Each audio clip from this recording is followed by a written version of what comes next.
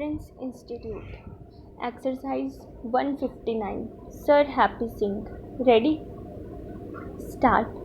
Sir, I stand here to deliberate on the supplementary demands for grants 2015-16 which have been put forth by the Honorable Finance Minister for the consideration of this House. I would initially mention here that when most of us who usually go abroad, we try to buy something for our children back home, like some trinkets, some watches, some dress, or some shoes, or something that we bring back so that our family members are happy that we have remembered them when we were abroad. But most of us are having a different type of experience nowadays, that whichever shop we enter into, either in Europe or in the USA, most of the items that we think worthy of being carried back home are all made in China. Even in the Indian market, when we travel to some other cities, when we go for shopping, the item that is provided or that is available in the shops is also made in China. China's products are flooding the market today. Yet we know that the China's economy is coming down.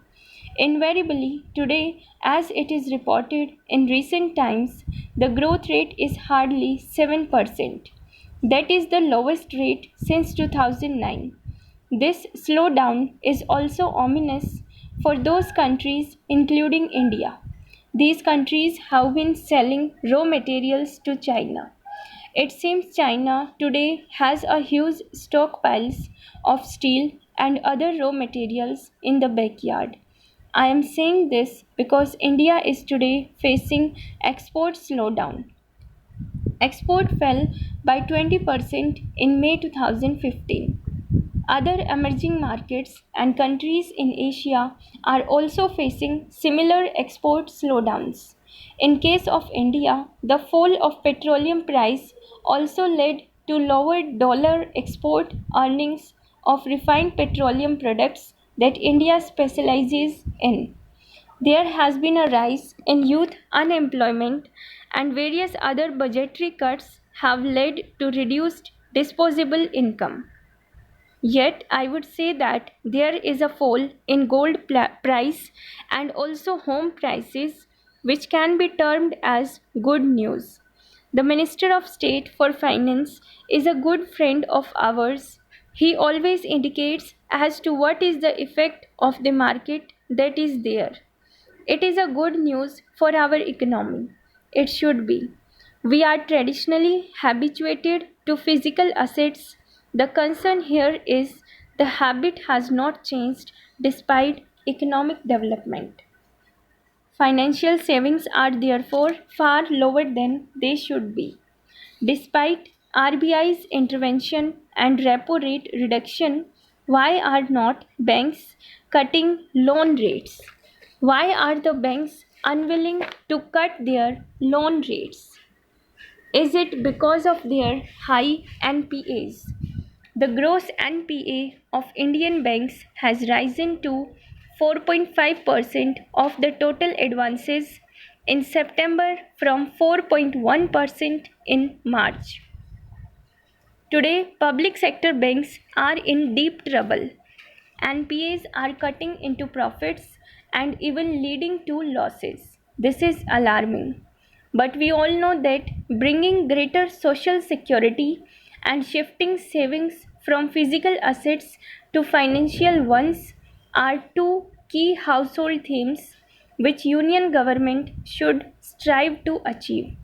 But there is a need to constantly be on vigil to see whether the policy determined here in Delhi gets reflected in the countryside. Sir, my party believes that federalism is the basic structure of our constitution. A significant aspect of federalism is distribution of revenue between the union and the states. Under Article 270, all tax collected by the Government of India are required to be distributed between the union and the states. Under Article 275, the Union gives grants to states, and under Article 252, the Union may make any grant for any purpose. Sir, when this government has curtailed central assistance, how can one say that more money is actually flowing to states? The government has accepted the recommendations of the 14th Finance Commission, that is, increase in the devolution of central taxes from 32 to 42%. We welcome this. However, the Union government has delinked aid schemes from central support. The sharing pattern of 33 centrally sponsored schemes also has been reduced. There were certain centrally sponsored schemes which had 70% central funding, and this had been cut down to 50%. So, there also state governments have to put in more funds.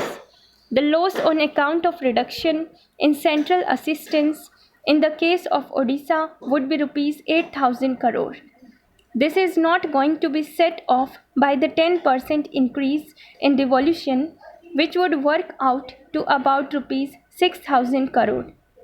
Thus, Odisha has to bear an additional liability of approximately rupees 2,000 crore for 2015-16 only. There is also a delinking of area development programs, backward region grant fund, integrated action plan for left wing extremism affected districts from central assistance, which is seriously affecting the development programs undertaken in states. Apart from this, a number of other states also which suffer from such activities are being affected. I do not know what type of assistance is being given to them.